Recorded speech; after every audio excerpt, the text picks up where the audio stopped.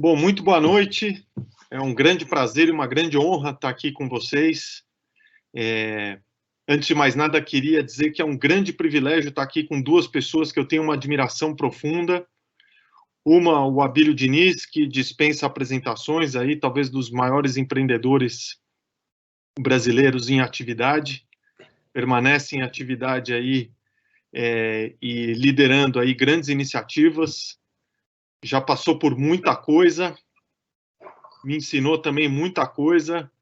É um privilégio a gente poder contar aqui com a participação dele para falar sobre como atuar dentro desses momentos de crise, principalmente se você é um pequeno empresário. Da mesma forma, agradeço aqui a presença do Ricardo, talvez das vozes mais ponderadas do Brasil, mas ao mesmo tempo assertivas, sempre trazendo, acho que uma visão contundente, bem elaborada sobre a realidade, e foi uma das pessoas que embarcou nesse projeto da criação do Estímulo 2020 conosco, e que também tem a oportunidade de iluminar o caminho de muitos empreendedores brasileiros.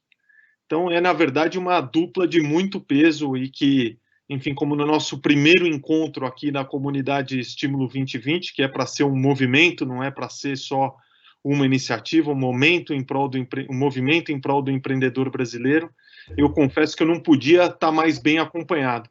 Então, agradeço muito aos dois e estou muito animado para esse bate-papo e tenho certeza que vou aprender muito, assim como quem está nos ouvindo em casa.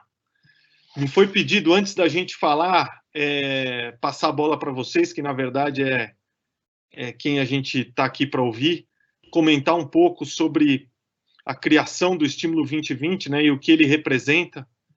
E eu vou tentar ser breve e contar aqui para vocês um pouco, e também tem uma notícia muito bacana para dividir com todos.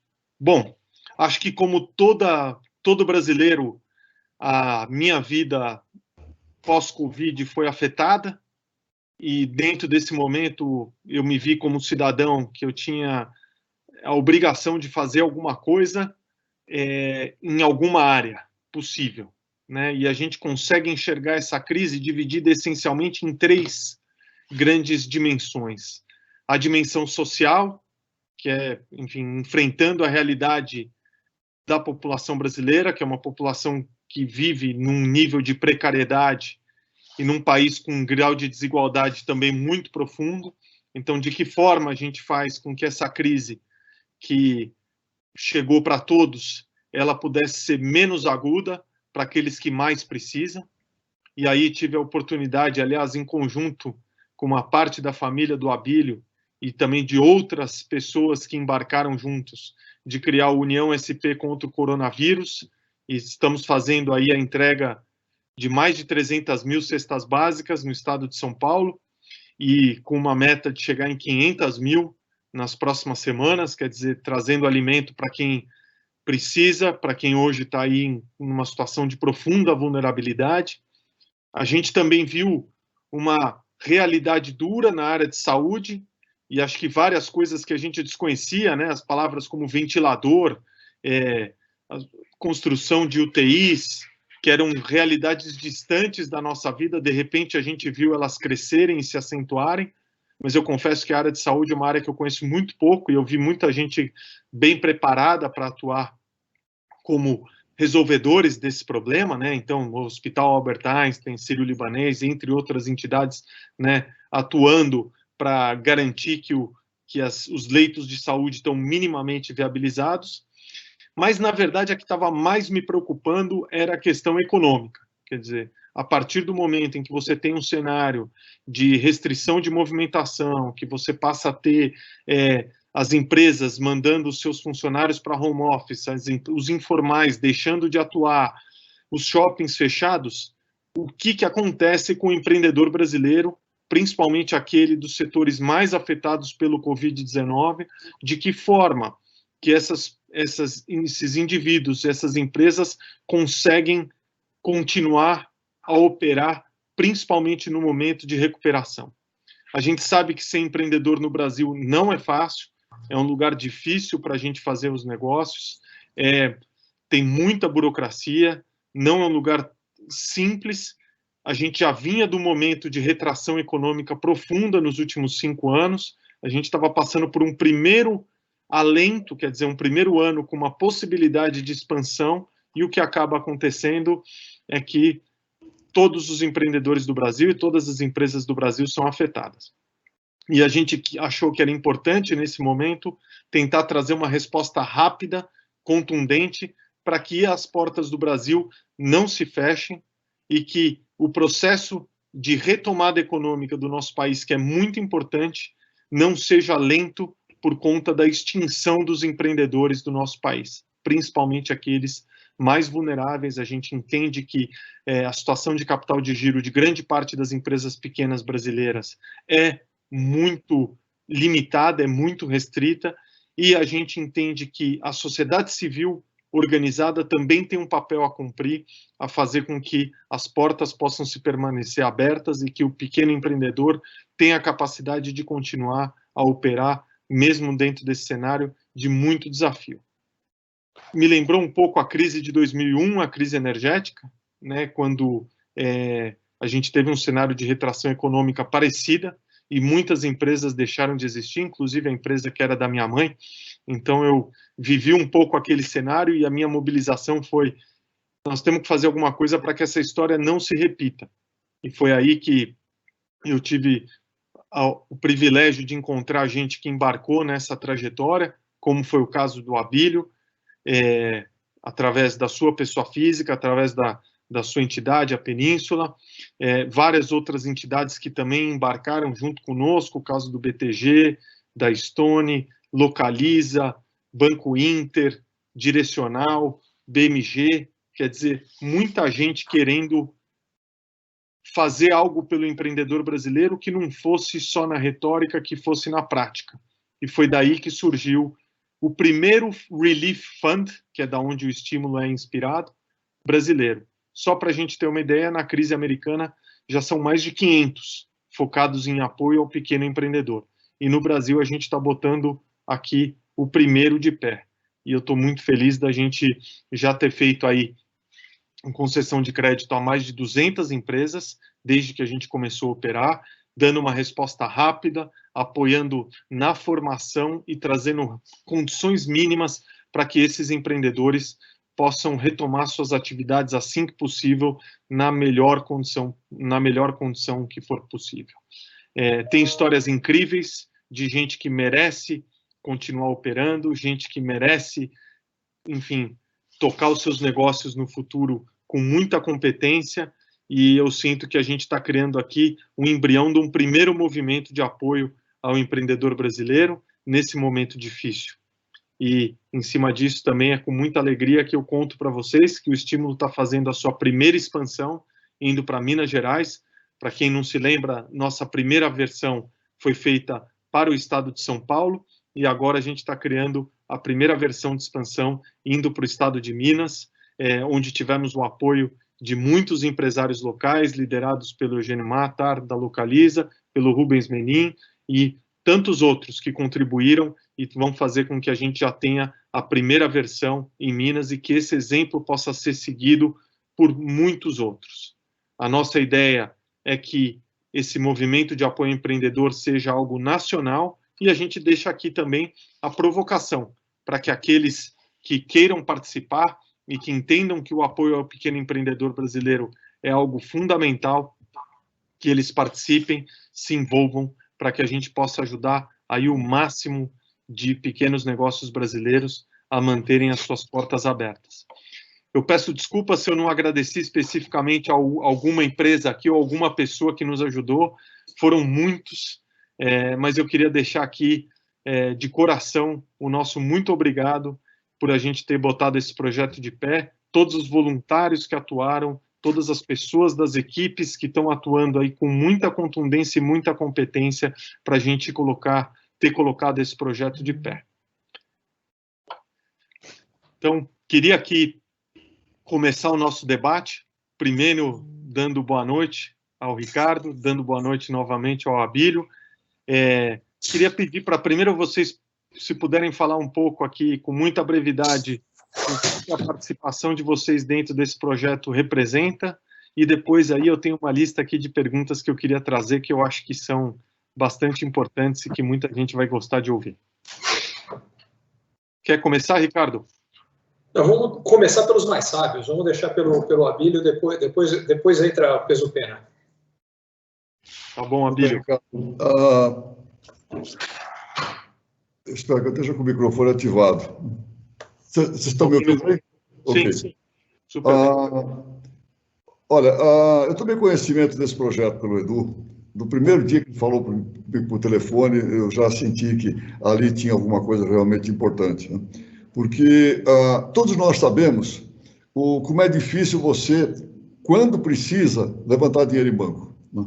É realmente muito difícil. Você precisa dar garantias, você precisa dar uma série de conforto, né, para o emprestador. E os pequenos têm mais dificuldade ainda. Eu, ao longo da minha vida, felizmente hoje não tenho esse problema, mas ao longo da minha vida já muitas vezes tive para o banco buscar dinheiro, né? E eu sei como isso é difícil. Os pequenos, mais difícil ainda. Tá? E aí resolvi me engajar junto com o Edu, com as outras pessoas que estavam, não só apenas colocando dinheiro para ajudar no funding, mas também eu me propus a fazer um mentoring para as pessoas que nós estávamos procurando ajudar. Não ajudar apenas com dinheiro, mas tentar fazer com eles uma interlocução, que eles pudessem fazer perguntas, que eu pudesse responder. Afinal de contas, não é que eu saiba mais que os outros aqui, eu tenho mais tempo nessa estrada do que os outros, então, pelo tempo que eu tenho, poder colocar um pouco da minha experiência, daquilo que eu já vivi, poder trocar ideias e passar para eles uma palavra de esperança, uma palavra de conforto, né? Afinal, a gente pode tirar tudo de um homem, mas nunca tira a esperança. Uma das coisas que eu procuro passar sempre é uma palavra de esperança para as pessoas. Então, estou muito, muito satisfeito de estar no projeto. Já não é mais um projeto, já é uma realidade, está andando. E vamos lá, vamos fazer isso crescer, chegar ao maior número possível de pessoas. Legal, Abílio, é um prazer ter você junto e inspirando aí e contribuindo, como você mesmo disse, não só com capital, que é importante, mas também com o seu tempo, com a sua disposição para apoiar esses empreendedores dentro desse momento difícil e que a gente possa celebrar, assim que a economia permitir, a retomada de muitos deles através desse nosso apoio. Bom, do meu lado, a história é parecida. Quer dizer, primeiro você me vendeu muito bem a história, me vendeu a tua vontade de fazer isso acontecer, isso teve um peso importante. Mas mais do que isso, bateu com um desejo pessoal, quer dizer, muito parecido com, acho que na primeira conversa que a gente teve, o meu diagnóstico dos principais desafios que essa crise trazia batia exatamente com o seu, inclusive os projetos que eu me envolvi. O primeiro deles era garantir que recursos chegassem naqueles que, sem esses recursos, talvez não tivessem como comer. E foi exatamente a mesma preocupação que você teve. Meu segundo era garantir materiais de proteção, particularmente nos hospitais mais pobres, que eles tivessem acesso aos EPIs, os profissionais da saúde, aqueles que cuidam da gente, precisavam ter como se cuidar. E o terceiro é ligado exatamente a empreendedorismo e, particularmente, inovação no Brasil. Então, eu me envolvi com alguns projetos para tentar ajudar inovação a continuar acontecendo. No Brasil, nos últimos 10, 15 anos, teve um movimento muito acelerado de inovação, de startups, e de uma hora para outra o funding seca. O que eu acho que é um lado muito negativo, mas no caso das startups também pode ter um lado positivo se for bem executado. Que algumas dessas empresas estavam se tornando quase que escravas de um horizonte em que você não precisava dar lucro. Isso não é a realidade de nenhum negócio. Então, eu acho que quem souber fazer a transição, acho que tem um lado positivo. Mas agora vamos trazer para o lado da grande maioria dos empreendedores, saindo do universo específico das startups. O grande desafio é que empresas que tiveram e têm ainda que estar fechadas e sem fazer negócio, iam morrer não por uma incapacidade de gerenciar bem o negócio, mas única e exclusivamente por uma condição momentânea, muito atípica, que não era natural que elas tivessem se preparado para isso. Então, portanto, não tinha uma razão de ineficiência. Porque é importante a gente salientar o seguinte: empreender não é fácil, não é para todo mundo. Grande parte das empresas que se iniciam em qualquer lugar do mundo, algumas depois de 1, 2, 3, 4 anos deixam de existir. Não é só no Brasil que isso acontece. Mas há alguns fatores que no Brasil aumentam essa mortalidade das empresas e contra eles a gente precisa fazer alguma coisa. Um deles é exatamente a falta de acesso a crédito. Nesse momento isso é mais agudo, mas não é só nesse momento. Tem um outro que é burocracia, que eu espero também que a gente aproveite a oportunidade para lidar. Tem um terceiro, que é uma carga tributária exagerada e um regime tributário extremamente complexo.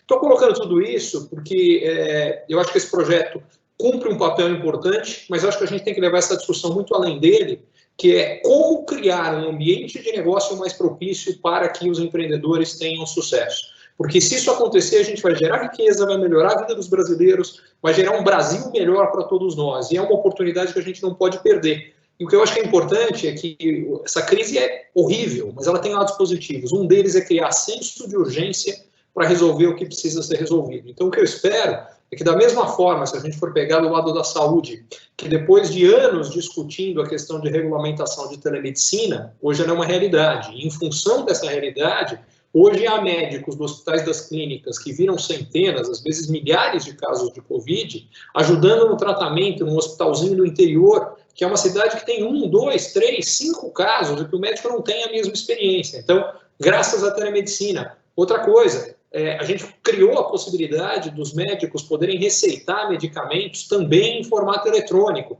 que eu espero é que a gente use isso para tudo. Está na hora da gente tratar dos gargalos estruturais brasileiros. E, Ricardo, seu ponto muito bom, e eu acho que a gente tem a obrigação de voltar nele no final, porque, dado que a dor está sendo tão grande, né, em todos os segmentos do Brasil, quer dizer, a não ser que você seja dono de farmácia, ou você esteja em poucas indústrias, você está necessariamente sofrendo, né, essa crise, que ela sirva para o Brasil deixar para trás o que nos atrasa, né? Mas eu vou tocar nesse ponto mais no final, e aí a gente pode até levantar quais são as coisas que a gente deveria se desapegar. Indo um pouco aqui para o nosso debate, queria começar fazendo uma pergunta para o Abílio. Eu acho que a gente já sabe todos os desafios da crise e a gente já reconhece todos os problemas que a crise está nos trazendo. A pergunta, Abílio, para você que já viveu muita coisa é, como viabilizar sua sobrevivência e qual modelo de gestão nesse cenário? O que é possível, o que é viável dentro da tua vivência? Olha, Edu, eu já vivi muitas crises, muitas. Até crises pessoais, de dificuldades e várias crises. A mais recente, de 2008, 2009. Uma primeira coisa que a gente tem que prestar atenção, em 2008, 2009, nós tínhamos cerca de 250 milhões de pessoas no mundo conectadas na web, na internet. Nós agora temos 2,5 bilhões de pessoas conectadas, ou seja, um pouco mais de 1/3 da população do mundo estão conectadas. Isso dá uma velocidade de informação muito grande. Informação para o lado bom, para o lado ruim. Tá? Tanto você tem notícias boas, como você tem notícias preocupantes, com uma velocidade extraordinária. Se o vírus se propaga com uma velocidade muito grande, também as informações se propagam com uma velocidade muito grande. E nisso tem muita informação, mas muita desinformação também. Tá? Então, a primeira coisa em crise, a gente tem que pensar que nós temos que manter a serenidade. Se não mantiver a serenidade, as coisas ficam mais difíceis, a gente talvez não raciocine pelo melhor caminho, não age da melhor forma. Então, a gente tem que ter o máximo possível de serenidade para enfrentar as dificuldades. Segundo ponto importante, mas extremamente importante, é a gente distinguir os nossos medos reais dos imaginários. Se nós ficarmos só com os medos reais, nós ficamos mais com o pé no chão, mais plantados. Se nós nos deixarmos levar pelos medos imaginários, a coisa complica, até em termos de saúde. Quando você está com os medos imaginários muito fortes, você leva eles, vai dormir, você vai dormir com eles, você acorda de madrugada, no escuro, os medos imaginários se juntam com os fantasmas da madrugada, cresce de uma maneira extraordinária e você passa a ter uma noite muito, muito ruim. Tá? Então, é preciso. Se acontecer isso, a melhor coisa acende a luz primeiro, para que você tenha um pouco mais de claridade para ver, distinguir um pouco mais os medos reais dos imaginários. Tá? Se você tiver tempo, escreve um pouco, levanta e escreve o que você está pensando naquela hora e lê no dia seguinte, você vai ver no dia seguinte que aquilo que você estava pensando durante a noite não era exatamente aquilo que estava acontecendo durante o dia. Então, eu recomendo muito, é muito importante a gente distinguir os medos reais dos medos imaginários. Em termos de gestão, tá? O que eu recomendo sempre para as empresas, para os empresários? Tá? Outro dia eu fiz uma live com o pessoal da Abras, dos supermercados, passei mais de 50 anos nesse ramo, ainda sou acionista importante do Carrefour, tanto global como no Brasil. O que eu recomendei muito sempre em crise? Atenção no caixa. Caixa é fundamental, tá? Porque caixa mata. Se você, de repente, se deixa envolver por falta de caixa, você corre um risco muito grande. Mesmo que a sua empresa seja viável, seja um bom projeto, coisa tal, caixa, você pode morrer por causa disso. Na nossa crise pessoal em 90, que também foi impactada pelo plano Collor naquela altura, sequestro da poupança, coisa e tal, mas a nossa crise foi uma crise pessoal da nossa empresa, nós quase desaparecemos por falta de caixa. A gente tinha ativos, tinha a viabilidade da empresa, mas quase que nós quebramos por falta de caixa. Então, caixa é fundamental. Por outro lado, também, você tendo caixa, quando eu estava no GPA, ainda no Grupo Pão de Açúcar, em 2008, quando veio a crise, quando houve a queda do Lehman Brothers, o que nós decidimos lá? Vamos fazer caixa nesse momento, vamos conter os gastos o mais possível, aumentar o working capital, realmente fazer caixa nesse momento, caixa.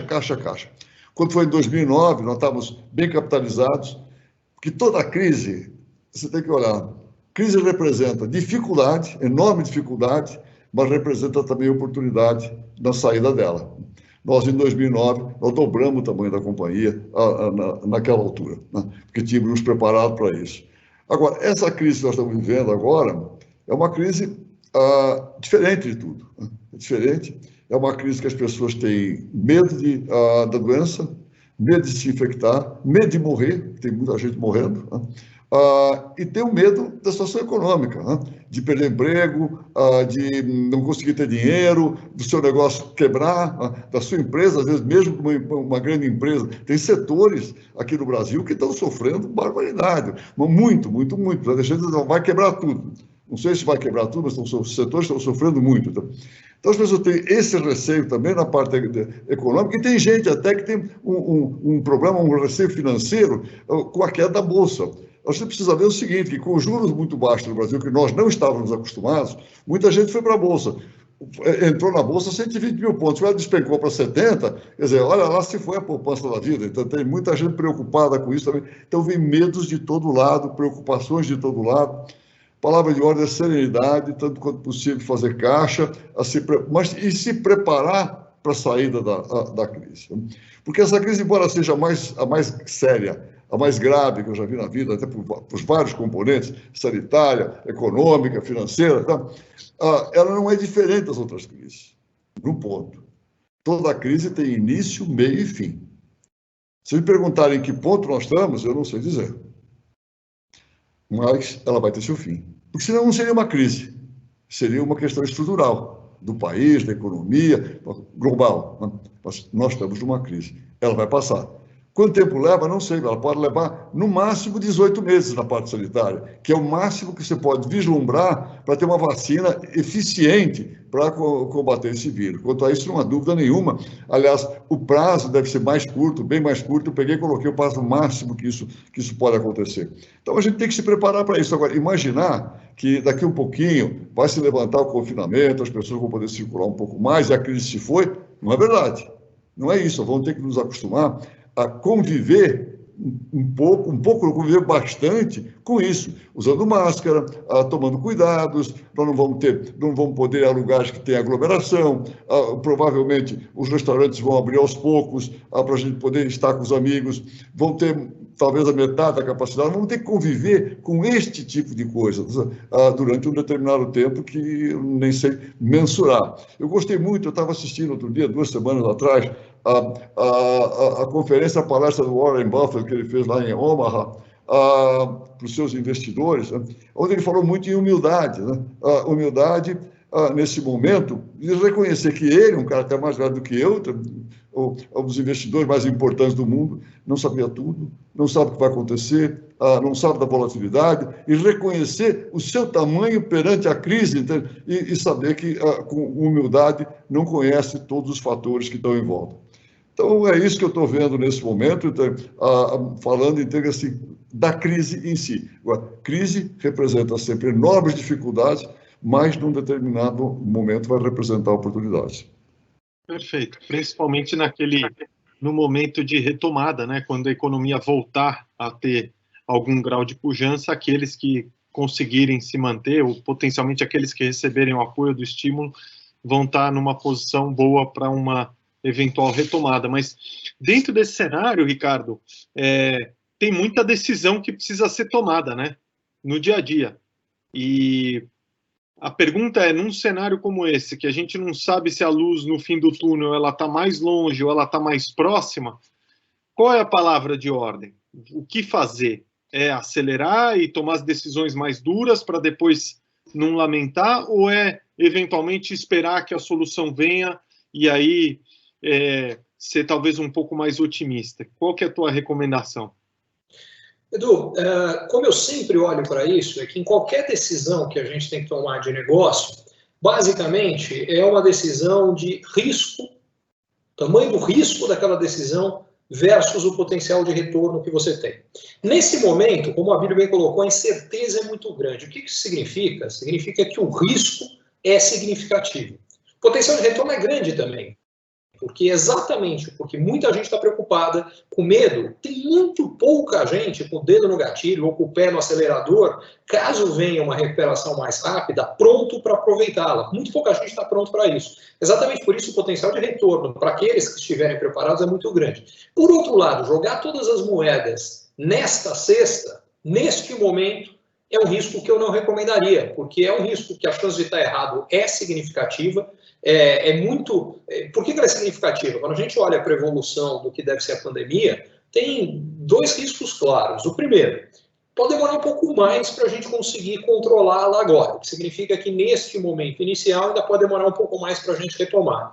Mas para mim o segundo é mais grave, que é, uma vez que a gente retome, há o risco que a gente perca de novo o controle da pandemia e tenha que voltar de novo quase que para estaca zero, recomeçando um eventual movimento de isolamento por mais tempo, com impactos negativos significativos. Então, por tudo isso, o que eu diria é, a hora que a gente tem que ser... Aliás, vou aproveitar a citação do Warren Buffett, essa é uma frase dele.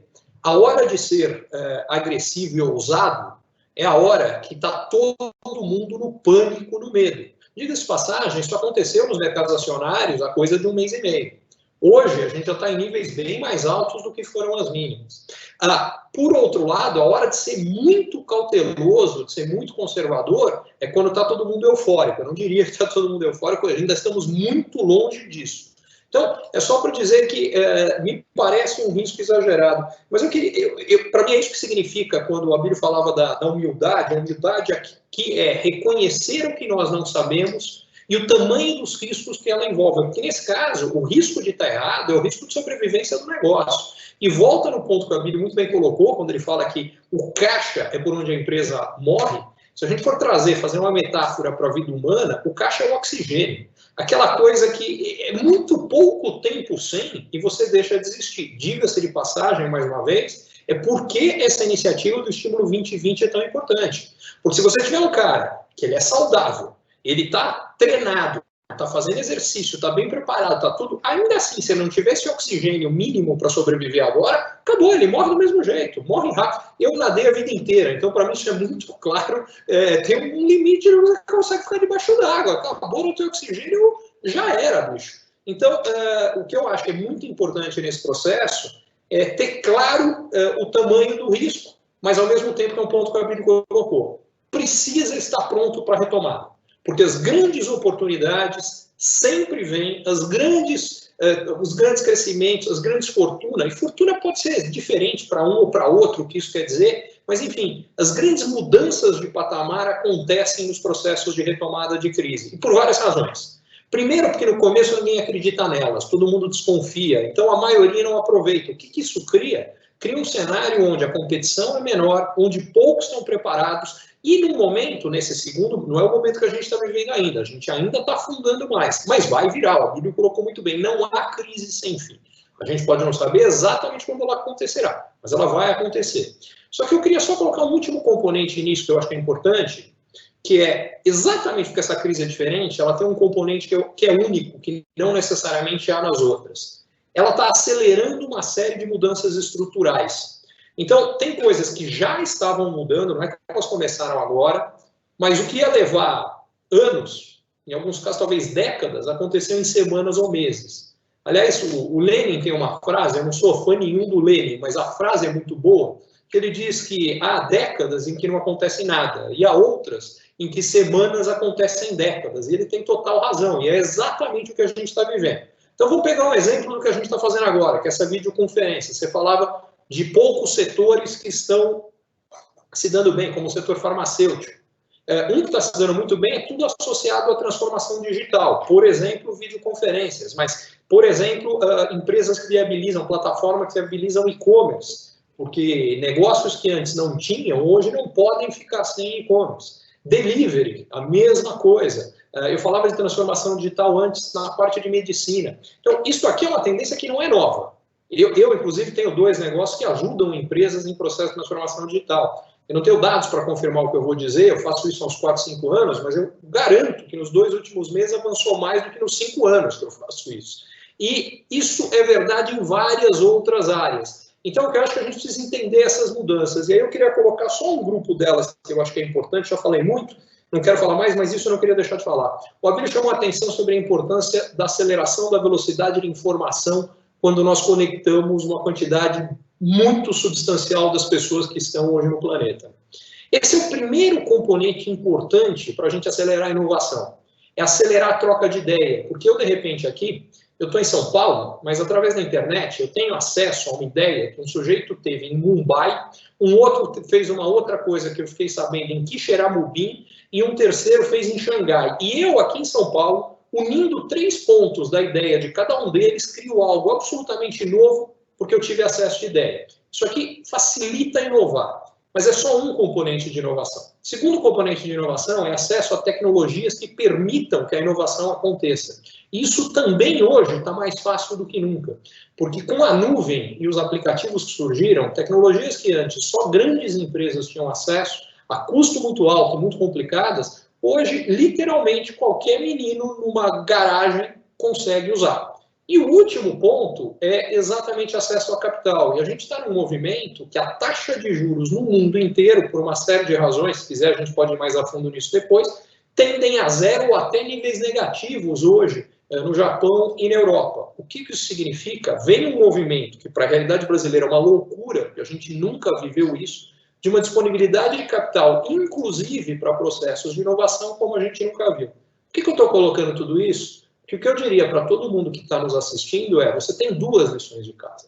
A primeira, absolutamente fundamental, sobreviver. E aí é caixa, e caixa basicamente significa cortar gasto o máximo possível, conseguir aumentar a receita, antecipar receita, atrasar na medida do possível tudo que você puder postergar de pagamento, ter acesso a linhas de financiamento que possam te deixar numa situação mais confortável. Mas isso é só uma das lições de casa. Você precisa sobreviver, mas ao mesmo tempo você precisa entender como o seu negócio vai mudar para uma realidade que vai mudar. E para juntar isso com a história das oportunidades que vem nesses momentos, quero só dar um exemplo da última grande crise no mundo. E no Brasil é mais recente, que a gente teve a crise específica dos anos Dilma. Mas, enfim, no mundo, 2008, 2009, a gente teve uma crise que a gente esquece hoje as proporções, mas naquele momento, em janeiro de 2009, eu vou pegar os dois países onde isso estava mais grave, que foram Espanha e Grécia, mas isso foi verdade em graus um pouco diferentes, mas foi verdade também nos Estados Unidos e na Europa inteira. A gente tinha maior taxa de desemprego em décadas, e particularmente entre os jovens. Em janeiro de 2009, 85 de cada 100 jovens de 18 a 24 anos não tinham emprego em Estados Unidos e Europa. Resultado, além deles não terem emprego, não tinha perspectiva que os empregos voltariam rapidamente. Eles estavam sem emprego, mas vários deles com um carro parado na garagem e com um quarto vazio no apartamento. Eles precisavam de dinheiro, não tinham emprego, não tinham perspectiva de conseguir, e aí eles resolveram experimentar duas coisas novas que surgiram naquele momento, na crise. 2008 e 2009 nascem Airbnb e Uber. Muita gente acha que eles anteviram uma mudança de comportamento em que as pessoas não iam querer mais ter, só usufruir das coisas. Eu acho que eles não anteviram isso, não. Mas o que eles perceberam é que a crise criou uma condição que não havia antes. Pessoas sem recurso e precisando estariam dispostas a colocarem desconhecidos na sua casa ou no seu carro. E isso permitiu que os negócios prosperassem. A pergunta que eu queria deixar para todo mundo é: o que essas mudanças todas que nós estamos vivendo vai mudar o seu negócio e o que você pode fazer agora que antes da crise talvez não fosse possível? Se você conseguir entender isso, tomar as decisões certas, as perspectivas para você são completamente diferentes depois, e é até possível que daqui a 5 ou 10 anos você olhe para trás e fale: graças a Deus aconteceu aquilo, senão hoje eu não estaria onde eu estou. Excelente, muito bom, muito bom. Abílio, voltando aqui um pouco para você, acho que a gente falou um pouco sobre, o Ricardo pincelou um pouco aqui as oportunidades, e você também falou um pouco. Eu queria trazer uma pergunta para você de norte a sul, quer dizer, o que mais te preocupa no cenário atual, para a gente ter isso em perspectiva, e o que você está vendo hoje como um caminho potencial de oportunidades que você acha que as pessoas deveriam estar atentas? Olha, Edu, você me conhece há muito tempo. Muitas pessoas dizem que eu sou excessivamente otimista. Eu gosto de ser otimista. Então, o otimista vive melhor, mais feliz, ele não pode se descolar da realidade. Entende? O pessimista vive triste, tem mau humor, tem mau hálito, é um horror. Então, eu prefiro ser otimista. Agora, o que eu estou olhando? Eu estou olhando não só para o Brasil, mas olhando assim, um pouco pomposos, olhando para o mundo. Mas você sabe que eu trabalho bastante na França também, e tenho lá uma visão grande da Europa, principalmente Espanha, Itália, Bélgica, uma visão assim muito clara, alguns países do leste, como Polônia, Romênia, e sei lá, então, quer dizer, quando eu vejo as projeções do Banco Mundial, do Fundo Monetário Internacional, para a queda do PIB em todos os países, inclusive a nossa, do PIB mundial e aqui no Brasil, eu fico um pouco assim, com certa dificuldade de acreditar em tudo isso. Tá? Nas crises, você, para acudir, os governos têm que botar dinheiro, não tem crise que o governo não bota dinheiro. Tá? Se não puser o suficiente, está errado. Tá errado. Tá? Na crise de 2008, 2009, falando principalmente dos Estados Unidos, a Europa foi a Europa se deslocou um pouco a crise, foi mais no início de 2011, 2012, que foi mais pesado na Europa, com grande crise de desemprego que persiste até hoje. Tá? O desemprego que tem na França, tem os países da Europa Central ali, é muito grande. Tá? Então, o que acontece? Naquela crise, houve muito dinheiro para colocar no sistema financeiro, que estava assim, de rastros, quase quebrando. Houve muita consolidação e muito dinheiro no setor imobiliário, aquela bolha que tinha se formado, e também tentando alimentar um pouco as famílias, segurar as famílias. O que aconteceu nos Estados Unidos naquela altura? O cara tinha uma casa, comprou outra, comprou uma casa de campo, uma casa não sei aonde, então, porque o crédito era tão farto e tão fácil, que o cara ia comprando. E depois que o negócio estourou, então, a coisa ficou muito difícil de ser equacionada. Tá? Nessa crise aqui, a coisa está um bocado diferente. igual às outras, você não sai dessa crise sem botar dinheiro, sem os governos botarem dinheiro.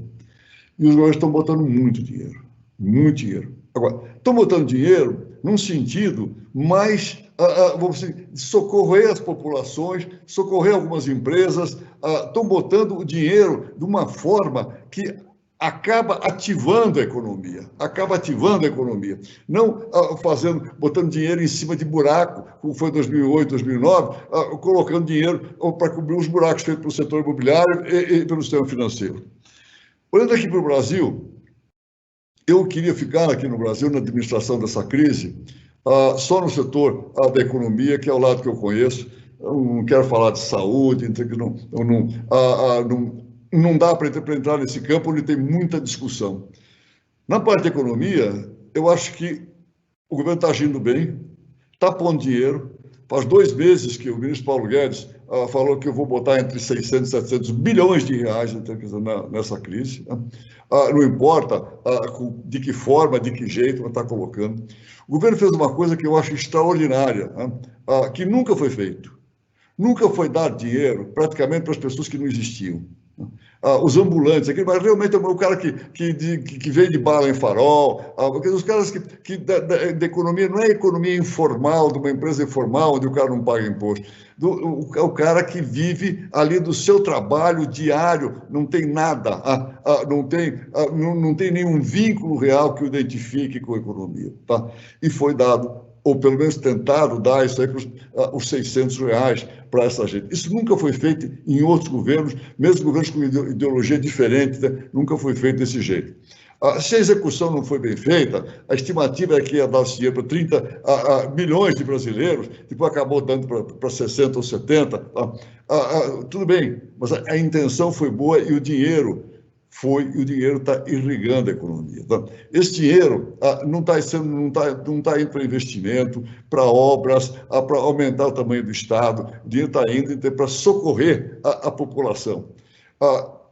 Muita gente está sendo socorrida hoje, na população mais carente, tá? Por cestas básicas, por alimentação e por esses 600 reais, tá? Que eles estão procurando e buscar para poder se manter. Isso irriga a economia. Não tem como segurar. Isso não está sendo imobilizado, não está tapando buraco e não está sendo investido. Isso está circulando. Quer dizer, mesmo que ele vá para a favela, ele circula pela economia. E assim, quer dizer, que parece que vai continuar para frente. Falta crédito, está faltando crédito para as pequenas empresas, tá? Porque sempre faltou. As pequenas empresas menores sempre tiveram dificuldade ao crédito. As grandes também estão tendo dificuldade nesse momento. Tá, mas em outros setores está se colocando dinheiro na economia. Eu acho que isso é importante, principalmente para a nossa retomada. Eu tenho muita esperança, né, que nessa retomada, não apenas aqui no Brasil, mas no mundo, a retomada seja feita de uma maneira mais rápida do que está sendo imaginada. Que a queda da atividade econômica, a queda do produto dos países não caia tanto quanto está sendo anunciado, exatamente por esse dinheiro que está sendo colocado em circulação, não dinheiro imobilizado. E aqui no Brasil, eu acho que a gente tem as condições. Se nós continuarmos com a trajetória que estava delineada, tá? com as reformas que estavam programadas, com as coisas todas que nós estamos fazendo, nós vamos desatar os nós da nossa economia. Olha, eu vivi a Constituição de 88, tá? Junto com meus amigos naquela época. Então, não participei, não fui eu que fiz nenhum parágrafo, nenhum capítulo, nem nada, mas já naquela altura se via que estavam sendo criados nós na economia que iam prejudicar o país para frente. Esses nós estão sendo desatados. Há muito tempo que nós enxergamos isso. Tá? Todos os governos aqui que antecederam esse sempre falaram em reformas. O Lula, quando entrou lá em 2003, já falava em reformas, tá? Só que não conseguiu fazer, nunca conseguiu fazer. Nós já começamos, fizemos a da Previdência, outras precisam ser feitas.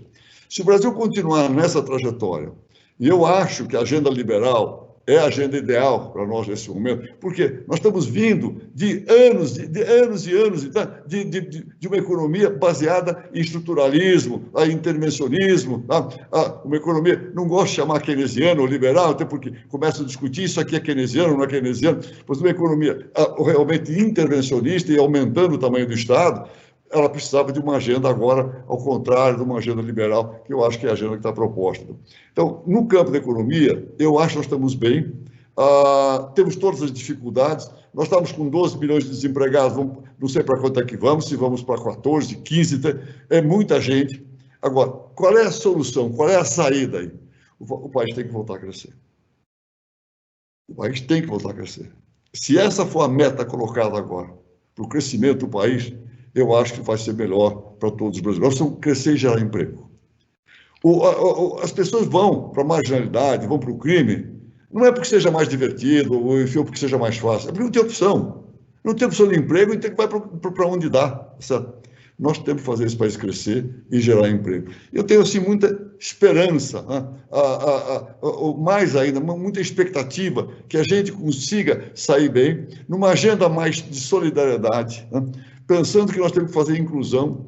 Escuta, não dá, nós temos, acho que vocês sabem disso, nós temos o novo marco regulatório de saneamento básico, foi aprovado na Câmara em novembro do ano passado, não foi aprovado no Senado ainda, que ninguém explica isso, porque...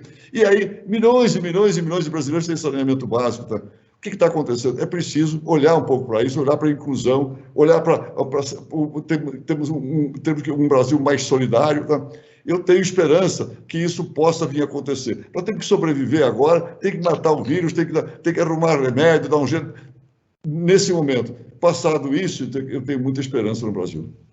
Perfeito. Abílio, aproveitando que você trouxe um pouco desse ponto de vista sobre um desejo, né, uma proposta de país, para onde você acha que a gente deveria ir, eu queria fazer essa pergunta para o Ricardo, né? Ele tangenciou um pouco desses pontos na fala inicial dele, ele fez uma boa análise sobre os que foram os 500 dias de governo, mas eu acho que o mais importante, e é uma discussão que, enfim, é difícil a gente ter nesse momento, porque a gente está no meio de um furacão, e é difícil você pensar na reconstrução da sua casa quando o furacão ainda está batendo, mas a gente precisa começar a falar um pouco sobre isso, colocando para você, Ricardo, qual deveria ser a cara do Brasil pós-Covid, né? A gente vai sair mais pobre, a gente vai sair mais desigual, a gente vai sair, estamos saindo mais polarizados, né? Vamos esquecer esses 3 pontos, qual é a cara que a gente deveria sair, quer dizer, vamos deixar o barulho de lado, apontando para o futuro, qual que é a visão que você oferece para a gente? Eu acho que a questão é o que a gente tem que fazer para reverter esses 3 pontos que você colocou. Então, o primeiro deles. Um deles é chave. Se a gente não for capaz de buscar o que a gente tem em comum, ao invés do que nos separa, fica complicado. Quer dizer, hoje deveria ser o cenário ideal, porque todos temos um inimigo comum. O inimigo comum é o vírus. Nós somos todos humanos. A gente devia estar unido nisso e não dividido como estamos por polarizações políticas. Isso não é uma exclusividade brasileira, não está acontecendo só aqui no Brasil, mas no Brasil isso está mais extremado ainda do que se vê em outros países. Então, esse é o primeiro ponto que eu gostaria. A gente precisa de lideranças conciliadoras, líderes que mostrem o que nós temos em comum e o que a gente deveria fazer, e eu concordo completamente com a Abílio quando ele fala que uma coisa que a gente não escapa de fazer, a gente precisa fazer esse país crescer.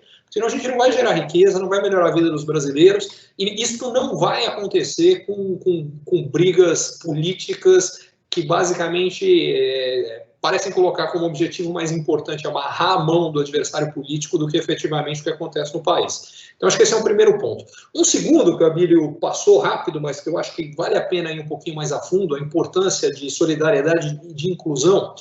A gente já teve, só até agora, empresas e pessoas físicas no Brasil doando mais de 5,3 bilhões de reais. O que isso mostra é que o brasileiro, mesmo no momento em que as empresas estão perdendo vendas de forma substancial, brasileiros perdendo emprego, aqueles que não estão perdendo emprego estão perdendo renda porque estão tendo redução de salário. Ainda assim, a gente está tendo uma mobilização gigantesca. Mas eu estou vendo uma outra coisa que, nesse cenário, eu espero que mude, que me preocupa, que passa um pouco naquele primeiro caso, que é o seguinte: o setor privado brasileiro ficou com todas as dores no momento. Não houve no setor público uma divisão dos sacrifícios. Porque se você for pensar, o Abílio falou das várias crises que ele, e qualquer um, eu e todos passamos por várias crises, tanto de país quanto pessoal, todo mundo tem. Como é que a gente sai mais forte nesse momento e principalmente mais unido?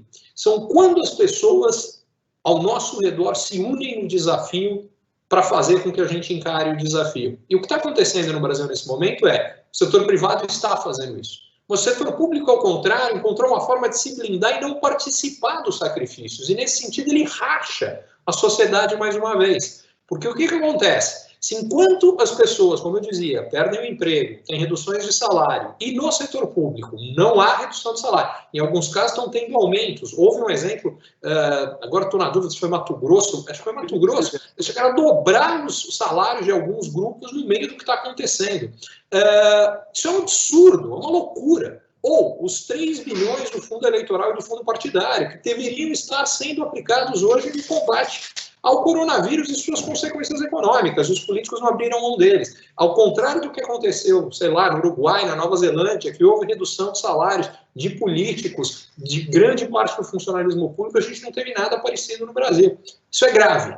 Isso precisa mudar, porque uma das coisas que eu gostaria é exatamente de sair com esse senso de uma sociedade mais unida, com mais senso de solidariedade, mas para isso acontecer tem que ser geral. Não pode ser para alguns grupos, porque aí o que vai acontecer é ressentimento. O que vai acontecer é uma sensação de, na hora que fica complicado, eles não estão nem aí, é cada um por si. E o cada um por si piora a situação ao invés de melhorar.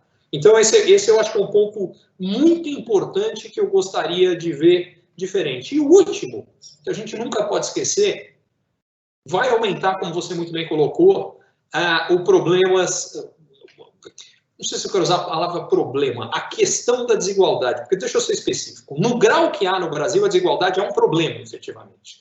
Mas desigualdade em si não é um problema, é uma característica de um sistema capitalista que funciona, que é o seguinte, você precisa criar condições para as pessoas se esforçarem, se dedicarem, aquelas que vão ter mais sucesso, os empreendedores que estão nos assistindo vão ir mais longe, e o fato que isso aconteça gera mais riqueza para a sociedade como um todo, gera desenvolvimento, melhora o país. O que não dá é que a gente tenha extremos tão grandes quanto há no Brasil, e particularmente não dá que haja miséria, que é uma coisa que infelizmente, e pobreza grande, que no Brasil ainda tem.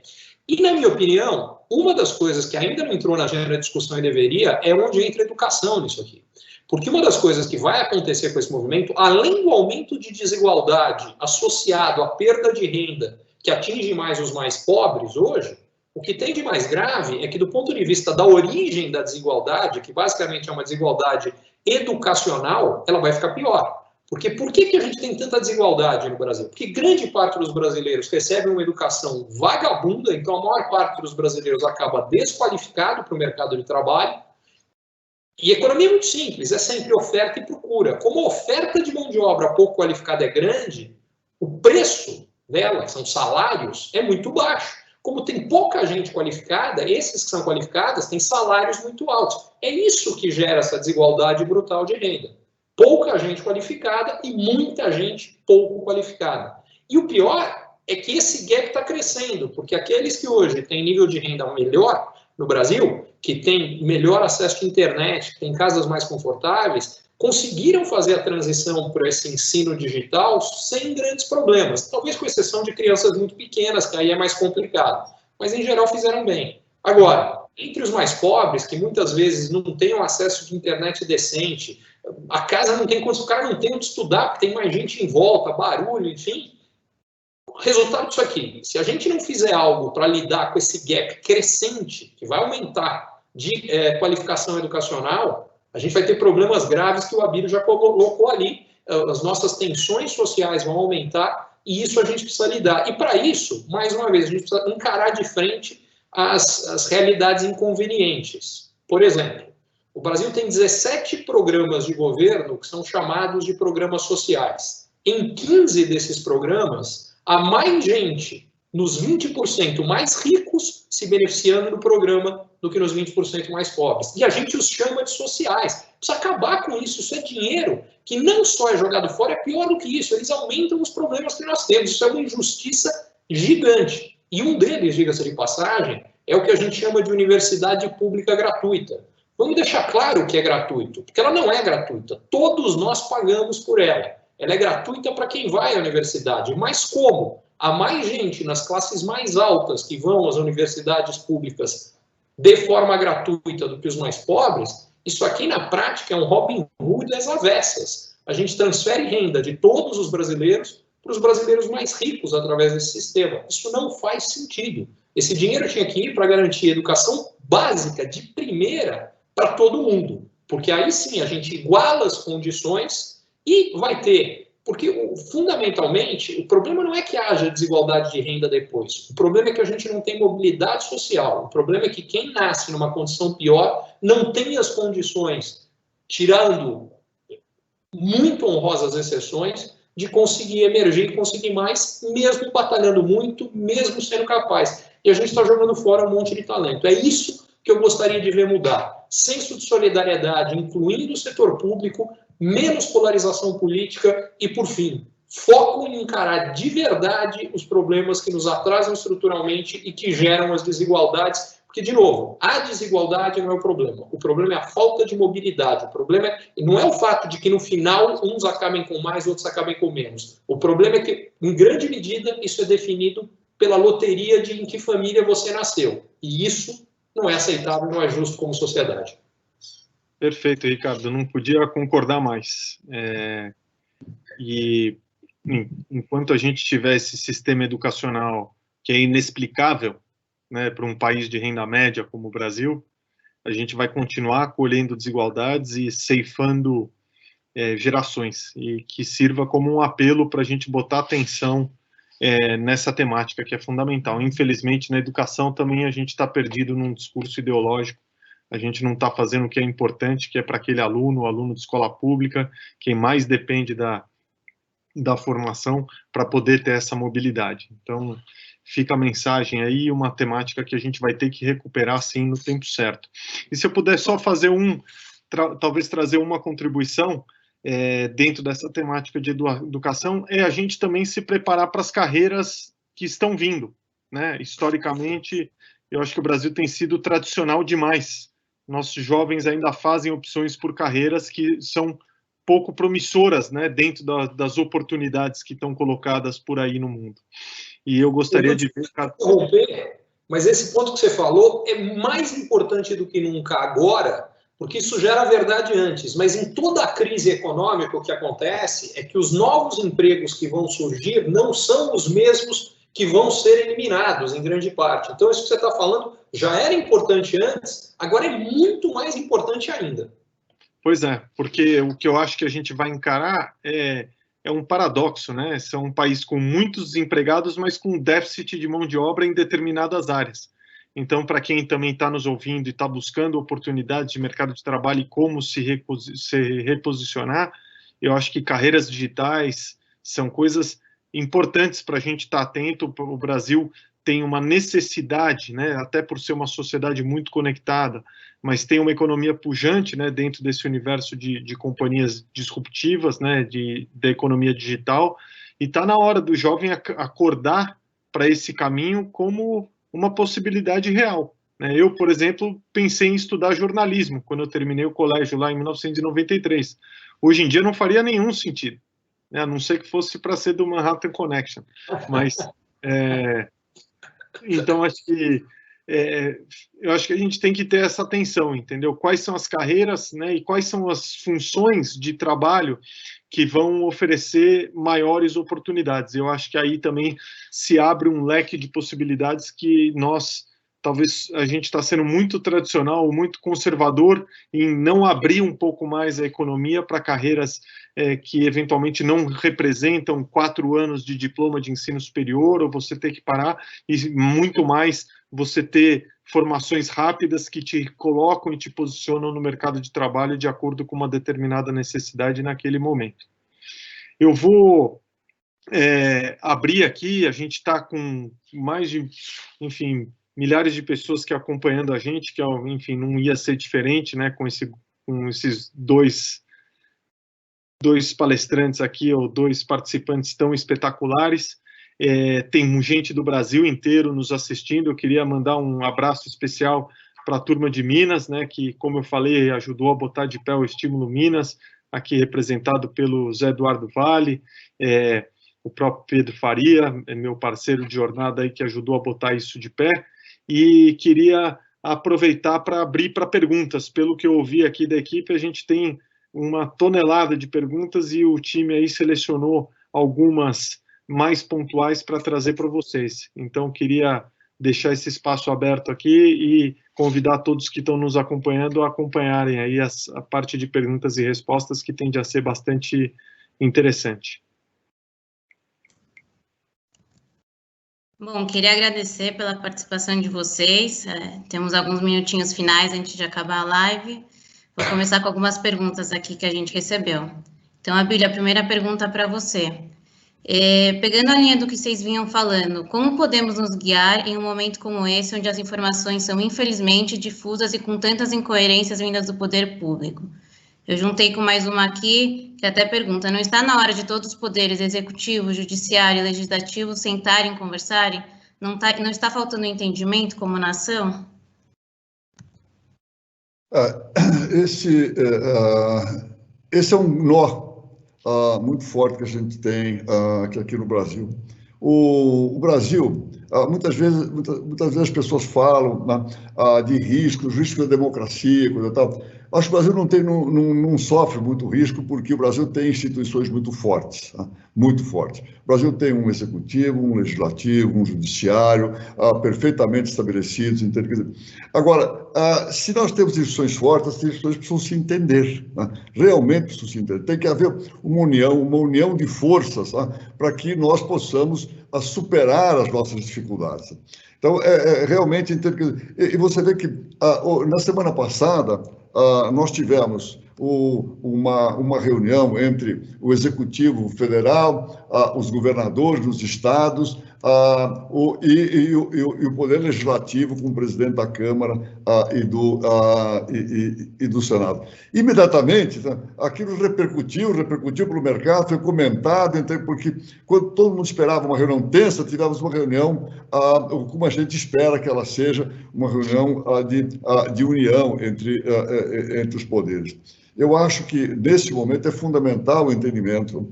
Não está dentro da pergunta, mas rapidamente eu queria fazer um comentário sobre aquilo que foi dito pelo Ricardo anteriormente.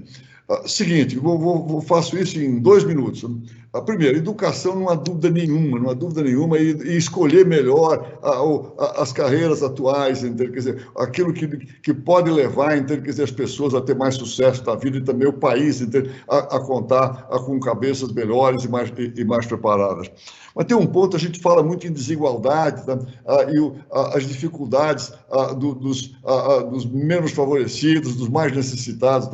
Agora, às vezes não fala muito nas dificuldades do empresariado, nas dificuldades de você ser empresário no Brasil, de você ter uma empresa no Brasil, de você sobreviver. Eu fiz uma reunião, logo no começo da campanha, do hoje presidente Bolsonaro, fiz uma reunião na Península e convidei algumas pessoas, alguns empresários de grandes grupos. Eram, sei lá, 6 ou 7 pessoas, e disse, olha, aqui estão os sobreviventes, porque é difícil sobreviver no Brasil. Quando você olha, você e o Edu são muito jovens, mas quando você olha lá para trás, no tempo, lá onde eu tinha 35, 40 anos, quantas empresas e empresários que não existem mais, não tem nem famílias, nem nada, o que é difícil empreender no Brasil. Se você conversa com investidores externos, vocês sabem disso, o que os caras falam? Olha, o que precisa? Olha, agora eu estou falando outra coisa, agora todo mundo pegou um mau humor com o Brasil, o negócio está complicado. Mas passa 1 mês e meio, 2 meses atrás, que o pessoal diz, eu preciso de segurança jurídica e eu preciso de segurança no sistema tributário. Como é que eu vou para o Brasil sem segurança jurídica e sem segurança no sistema tributário, no sistema de impostos? Não vai nem classificar se é bom ou ruim, quer dizer, é um negócio que ninguém entende. Então, como é que fica isso? Então, este tipo de coisa dificulta demais a vida do empresário, e era essa ressalva que eu queria colocar, o Ricardo, que não é só a dificuldade de atender os menos favorecidos, aqueles que precisam, mais necessitados, fazer a inclusão. tem que olhar um pouquinho da condição para o empresariado, para que o Brasil possa crescer. As empresas privadas é o motor da economia. Para que a economia possa crescer, tem que ser puxado para o setor privado, tá? E pelo capital privado. Então, tem que dar mais condição para que a gente faça o nosso trabalho. Desculpa, Edu, se eu extrapolei a resposta aí na pergunta. Imagina, perfeito. Obrigado.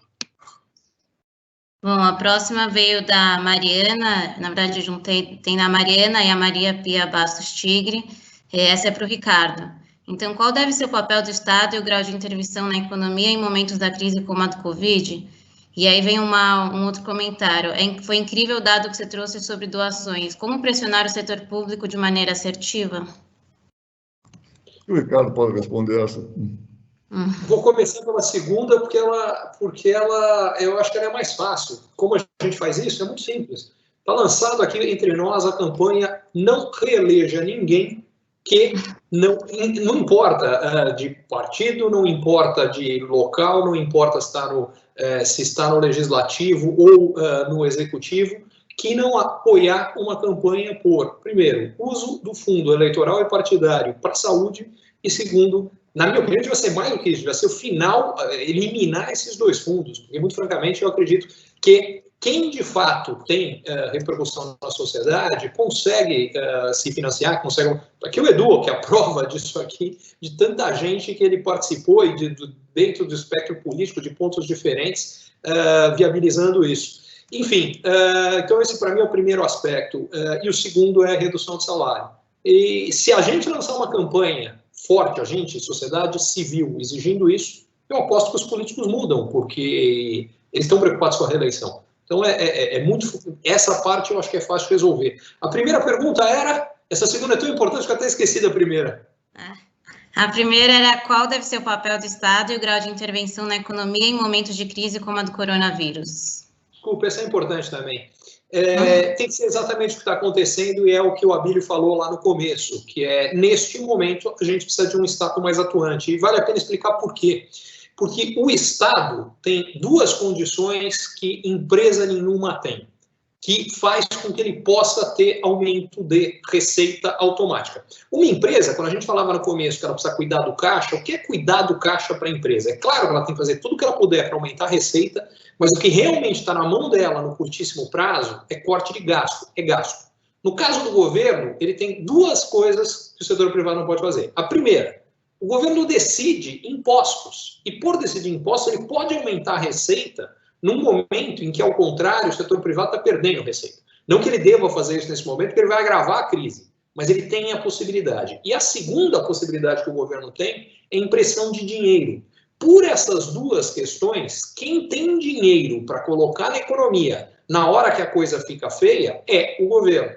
E aí volta o outro ponto, que o Abílio falou e eu concordo plenamente, que nesse momento a gente precisa de mais liberalismo, precisa de um governo menor, de um governo mais enxuto, de um governo mais ágil. Entre outras coisas, a gente precisa disso, além de para que ele seja mais eficiente, para que ele dificulte menos os negócios, a gente precisa de mais uma razão. A gente precisa disso porque na hora que ficar complicado, a gente tem que ter mais espaço para o governo poder colocar mais dinheiro e poder estimular mais a economia. Quer dizer, quando a gente vê a quantidade de dinheiro sendo colocada na economia brasileira nesse momento, é muito grande.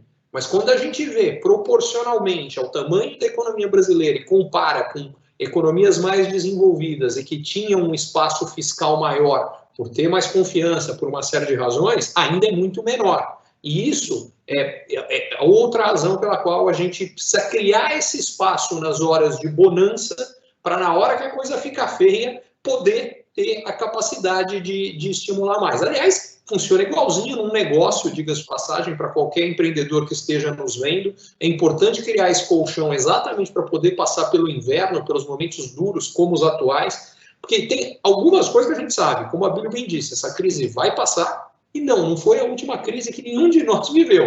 A gente vai viver outras. Então, a gente precisa aprender e sair melhor e mais forte para o futuro. Vale para o país, vale para os nossos negócios e vale para a gente pessoalmente também.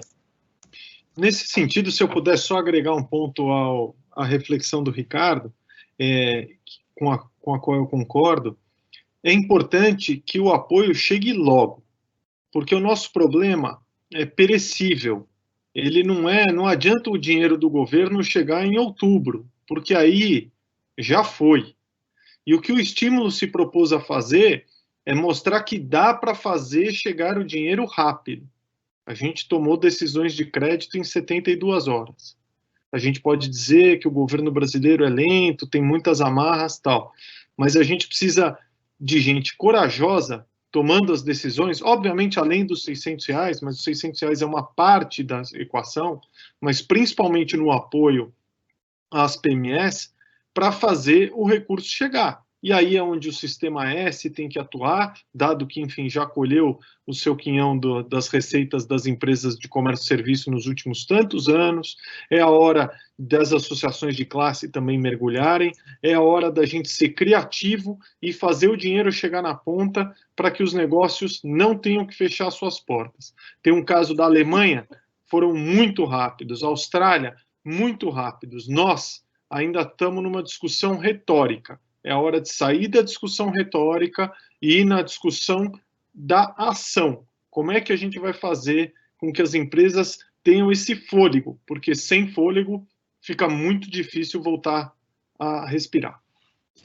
Edu, só queria colocar uma coisinha. Eu sei que estou atravessando aí. Uma coisa que nós temos que configurar claramente, né, é a ineficiência da máquina estatal. A ineficiência é muito grande, é muito grande. Essa questão dos R$600, tá? Eu acompanhei um pouco, tá? Olha, até foi uma coisa que não é nem... mas eu falei isso publicamente, está com dificuldade para quem dá o dinheiro, pega o helicóptero, enche o helicóptero de dinheiro e solta em cima das regiões menos favorecidas. É importante e não dá botar dinheiro na mão das pessoas. Bom, o cálculo é 30 milhões de brasileiros. Não fomos para 70, não fomos de 30 para 35 ou para 40, nós fomos para 70. Tá certo? Aí você lê no jornal, você viu no jornal que militares foram nomeados para receber 600 reais. Então, sabe, nada contra, mas não é para eles, é para gente que não está empregada nesse momento. Então, isso é uma prova da ineficiência da nossa máquina estatal. Então, e tem gente que quer aumentar, porque tem gente que acha que só o Estado é que pode resolver problemas como esse agora. Tá certo? Esse tipo de coisa que precisa clarear na cabeça do brasileiro. O Estado nosso é muito grande, pesado, arcaico e ineficiente. Tá? E nós, aí, às vezes, falamos em aumentar o tamanho do Estado, só o Estado que resolve. Desculpa aí. Imagina. Vou fazer uma parte rápida aqui, Edu. E acho que um detalhe adicional. Precisa ficar claro que o Estado somos nós, o Estado é nosso, somos nós que financiamos. Porque uma das coisas que é uma ilusão, quando fala-se desses R$600, as pessoas tratam esses R$600 como um presente. E não é presente nenhum. Isso é só o nosso dinheiro voltando para nós mesmos. Então, é muito importante isso ficar claro. E o último comentário em relação ao que você tinha feito, Edu, que também acho que é muito importante, quando você fala da necessidade que chegue rápido, por isso que eu disse, fiz o comentário, quis comparar essa necessidade de caixa, que é o que esse dinheiro está cobrindo, com oxigênio. É muito pouco tempo que dá para aguentar sem. Tem que ser rápido mesmo. E aí, eu queria até aproveitar e levantar mais uma questão, quando você fala da importância de ganhar escala para isso aqui.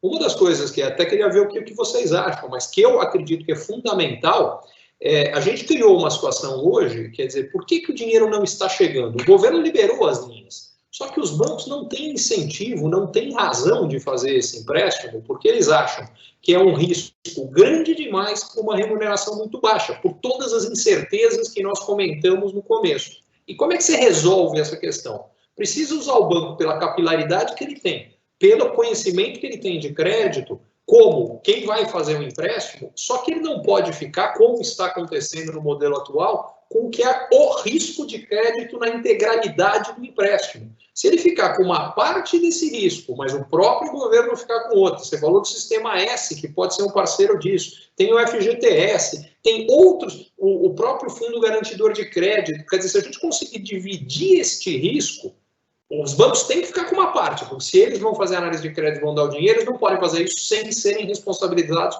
por uma parte. Mas não dá para ser pelo todo, porque senão o dinheiro não vai chegar. E não chegando, como você falou, aí já era.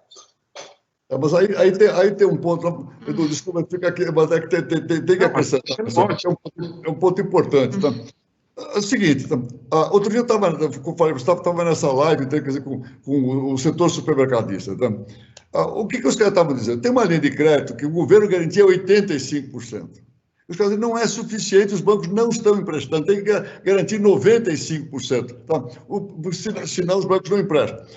Olha, nunca vou criticar o setor financeiro. Eu dou graças a Deus nosso setor financeiro ser sólido, tá? Ser sólido, porque senão, se não fosse, nós estaríamos tendo um problema a mais nessa altura. Então, graças a Deus, esse problema nós não temos. Então, até a gente critica a consolidação, mas pelo menos temos um sistema financeiro só. Mas tem certas coisas que no Brasil nós precisamos resolver um pouco. Então, se você olhar tudo aquilo que incide em cima do sistema bancário, tem coisa que o governo precisa fazer para poder destravar, para poder conceder mais crédito para a população. Os bancos privados, os 6 bancos privados, têm condição, uma capilaridade enorme, tem condição de distribuir tudo, mas é preciso que o governo dê condições para que isso seja feito. A dinâmica de incentivo é super importante. Tem um ponto adicional que a gente não falou, que é o outro absurdo, que é a dificuldade de fazer política pública no Brasil por um problema de cadastro, né? Quantos documentos cada um de nós temos? RG, CPF, título de eleitor, alistamento militar. Nós não temos uma identidade digital, fica tudo na mão de cartório. É uma loucura. Está aí, Ricardo, um dos pontos de desapego do Brasil para o futuro. Vamos copiar o modelo da Índia, da Estônia, vamos para um modelo de identidade digital de uma vez por todas. Na hora de fazer política pública, não vamos dar os R$600 para o militar, seja da ativa ou da reserva que está empregado, porque no cadastro você vai conseguir ver isso na hora e vai dizer que essa pessoa está dentro de um outro pacote de benefícios. A gente tem um monte de dados, mas no final do dia não tem dado nenhum. Parece um jogo de batalha naval. Você vai tentando e aí você acerta na água, depois você acerta um submarino, e a quantidade de desperdício de tempo e de dinheiro é gigantesco num momento em que não dá para a gente esperar.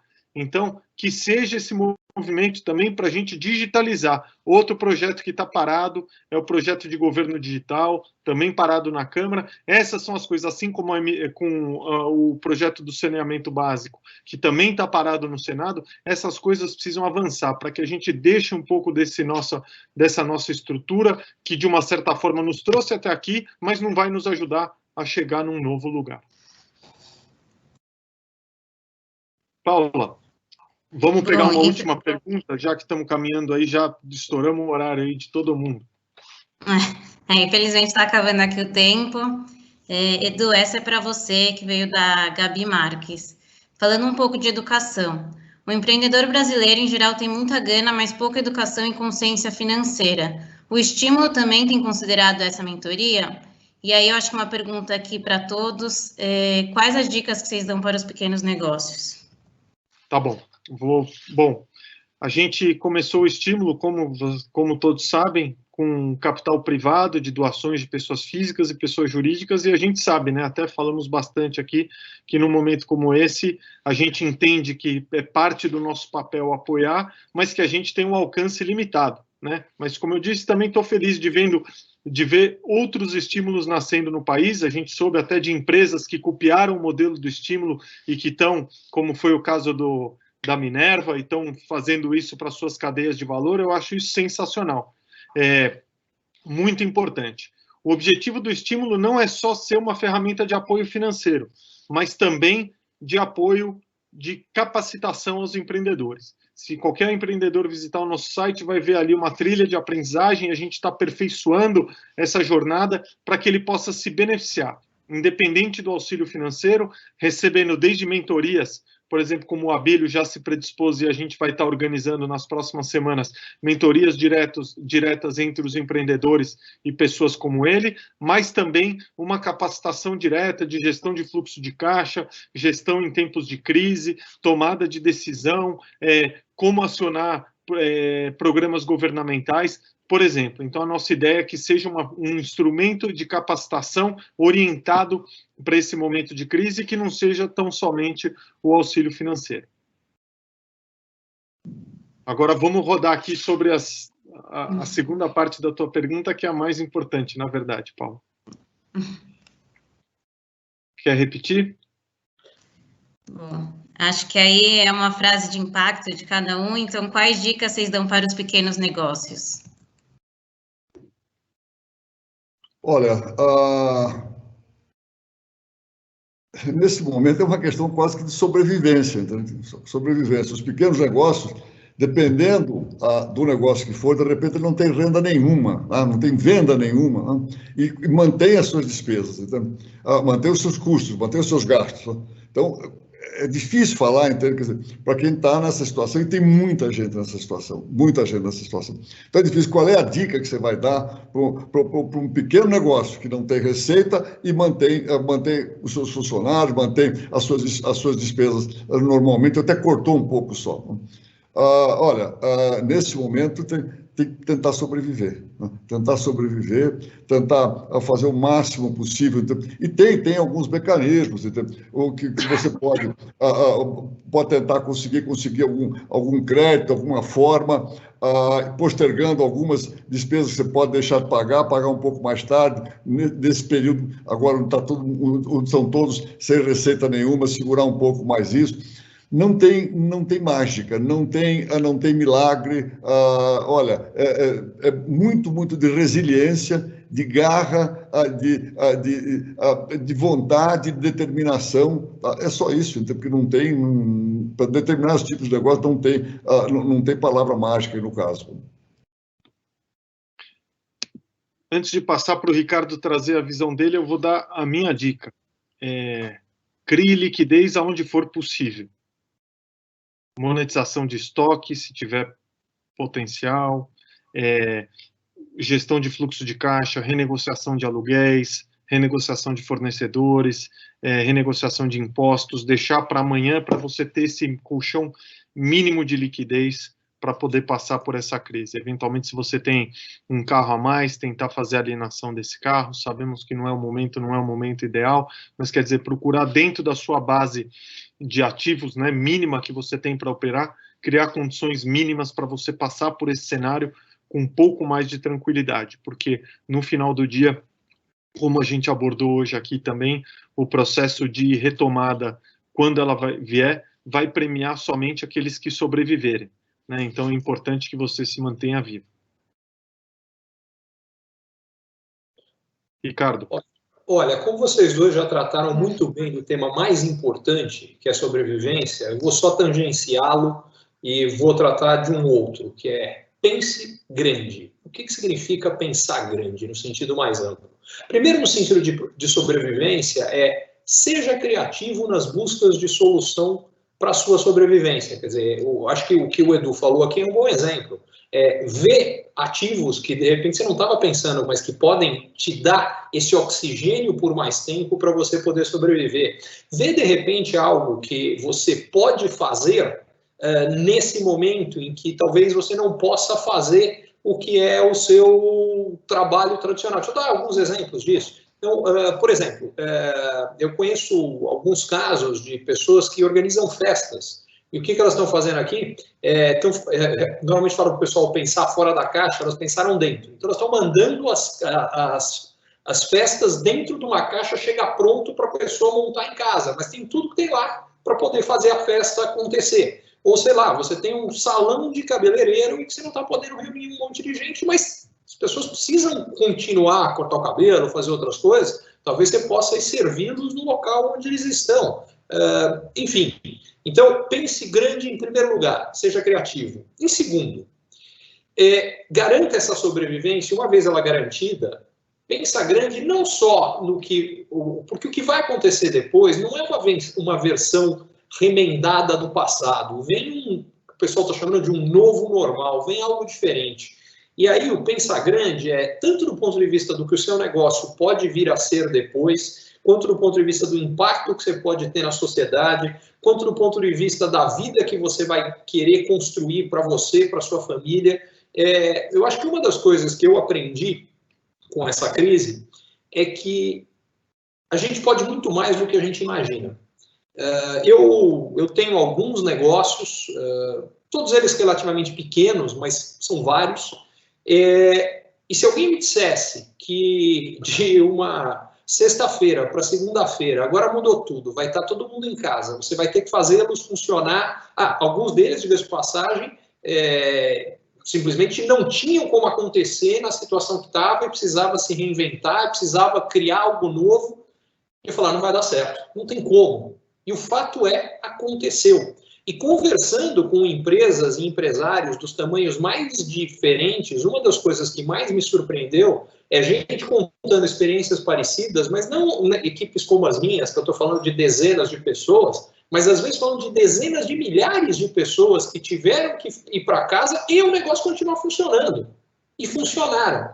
O que eu quero dizer com isso é que a gente se autoimpõe limitações do que a gente acha que não dá para fazer, até que alguma coisa nos força a fazer e a gente descobre que a gente era capaz. Nesse sentido, eu diria, aproveite essa experiência para pensar grande, para pensar que, de repente, você pode mudar as coisas muito mais do que você imagina. E aí vai lá e faça acontecer. Não adianta só pensar, tá? Agir é mais importante do que pensar. Mas para você agir, primeiro, não se limite no que você vai fazer pensando muito menos.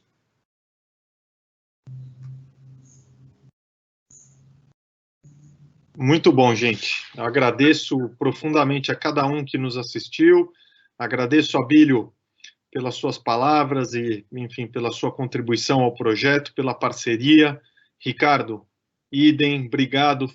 Enfim, recebi muitos comentários aqui de gente que saiu transformada, enfim, gostaram demais, valeu muito a pena e que seja a primeira de muitas.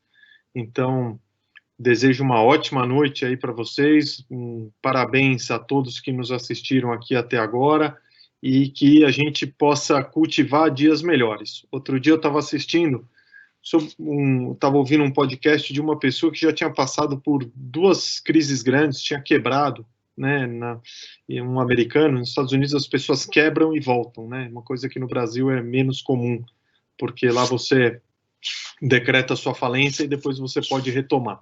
E ele dizia que depois da segunda falência, ao invés dele ficar olhando, né, a montanha que ele tinha ocupado antes, ele ficava e pensando em como chegar nela, ele estabeleceu a direção e todo dia ele dava um pequeno passo em direção à montanha e ele chegava no final do dia e pensava, será que eu dei um passo que me aproximou ou me distanciou daquele meu objetivo? Então, para mim, ouvir teve um valor simbólico muito importante, porque a gente vai precisar dar esses passinhos, ter muita resiliência para que a gente possa ocupar aí o nosso espaço e o nosso lugar nessa retomada. Super obrigado, uma ótima noite para todos. Vamos encerrar por aqui. Valeu. Obrigado. Valeu, gente. Valeu. É isso aí. Pensa grande, pequenos